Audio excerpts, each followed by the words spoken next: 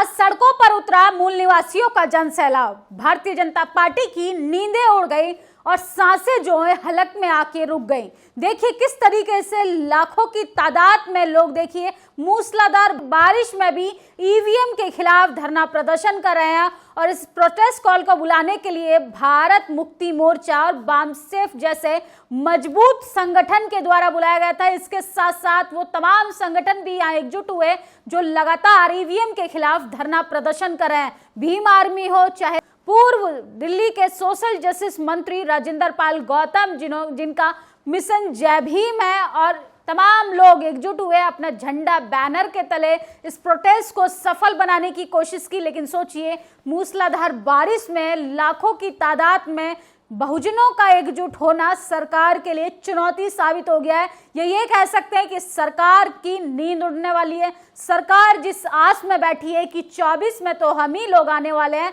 जो डंका बजा रहे थे देश के प्रधानमंत्री लाल किले की प्राचीर से कि 24 में भी झंडा वो यहीं से लहराएंगे, उनके होश उड़ने वाले। भाजपाइयों में भगदड़ मच गई है कि किस तरीके से बहुजन समाज ने, इस देश के बहुसंख्यक लोगों ने, 80 माइनॉरिटी लोगों ने ईवीएम के खिलाफ धरना प्रदर्शन किया। और जनसैलाब देखते जाइए, ये भीड़ देखते जाइए, ये भीड़ सरकार के खिलाफ है। और सरकार के चाटुकार लोग कहते हैं कि मोदी सरकार अब की बार और 400 के पार, वो 400 के पार नहीं, अब सीधा सत्ता से बाहर होने वाली है। लगातार आप ये भीड़ देखते जाइए कि किस तरीके से आज सड़कों पर उतरा मूल निवासियों का जनसैलाब। हम इस देश से इस मनुस्मृति रूपी ईवीएम को हटाकर रहेंगे।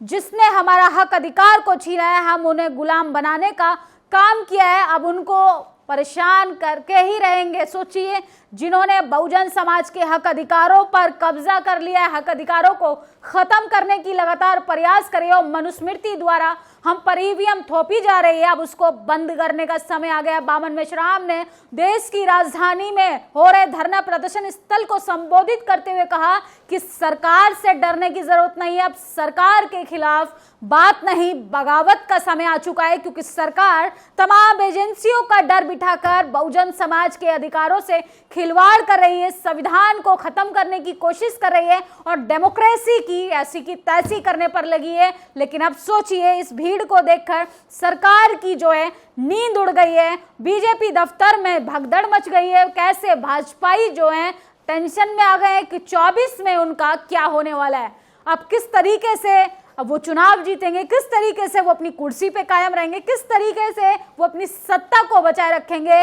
अब भारतीय जनता पार्टी की जो रणनीति थी वो फ्लॉप साबित होती जा रही है, क्योंकि बहुजन समाज और बहुजन समाज के तमाम संगठनों ने भारतीय जनता पार्टी के खिलाफ और संघीय विचारधारा के लोगों के खिलाफ बगावत कर दी। उस बगावत का अंजाम ये होगा कि आखिर में संविधान की जीत होगी, लोकतंत्र की जीत होगी। आज दिल्ली के जंतर मंतर पे भारत मुक्ति मोर्चा के लाखों लोगों की उपस्थिति में ईवीएम को हटाने की तीव्र आंदोलन किया जा रहा है। सोचिए, और देश की राजधानी में काफी तेज मूसलाधार बरसात के कारण भी ये भीड़ आप देख रहे हैं, ये भीड़ है अपने अधिकारों को बचाने के लिए। ये भीड़ जो देख रहे हैं आप, ये अपने बच्चों के उज्जवल भविष्य को बचाने के लिए लोग सड़कों पर आए हैं। और किस तरीके से देश के बहुसंख्यक लोग अपने हक अधिकारों को बचाने के लिए देश की राजधानी में आप मूसलाधार बारिश में भीगने के साथ आज अपनी आवाज को भी बुलंद कर रहे हैं।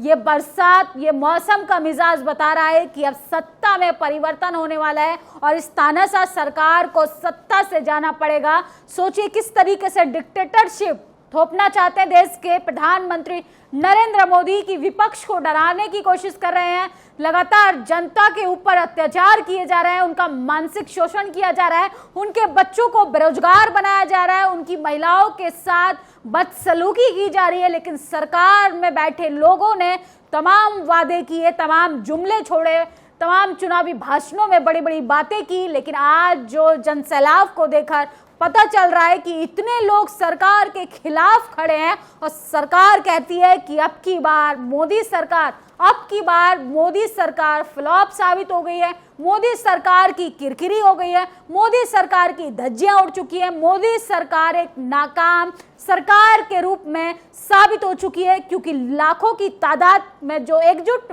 हुए लोग हैं और तमाम संगठन ये बताते हैं कि डेमोक्रेसी वाले देश में अगर सरकार के खिलाफ लाखों लोग सड़कों पर हो तो समझो सरकार की जो पॉलिसी है वो नाकाम साबित हो चुकी है। सरकार का शासन जो है वो फेल हो चुका है, क्योंकि सरकार ने पिछले 9 सालों में जनता को जुमले के अलावा और लॉलीपॉप के अलावा कुछ नहीं दिया। अगर आप भी अपने हक अधिकारों को बचाना चाहते हैं, आप भी चाहते हैं कि आपके बच्चे के लिए भी रोटी, रोजगार, स्वास्थ्य, तमाम वो सर्विसेज जो मंत्री, नेताओं और एमपी, एमएलए को बच्चों को दी जाती है, वो तमाम सुविधाएं आम जन के मानस के बच्चे को भी मिले, तो इसके लिए बगावत करना होगा, बात करना होगा, लड़ना होगा, बोलना होगा, क्योंकि हक अधिकार अब मांगने से नहीं छीनने से मिलेंगे। इन तमाम लोगों की संख्या ने यह साबित कर दिया कि आप जनता को कब तक डराने का काम करेंगे। किसी को इतना भी नहीं डराना चाहिए कि डर ही खत्म हो जाए। तो जनता अब डरना बंद कर चुकी है। जनता अब सरकार के खिलाफ आर पार की लड़ाई के लिए मूड बना चुकी है और 24 में सत्ता को कुर्सी से फेंकने का काम करेगी।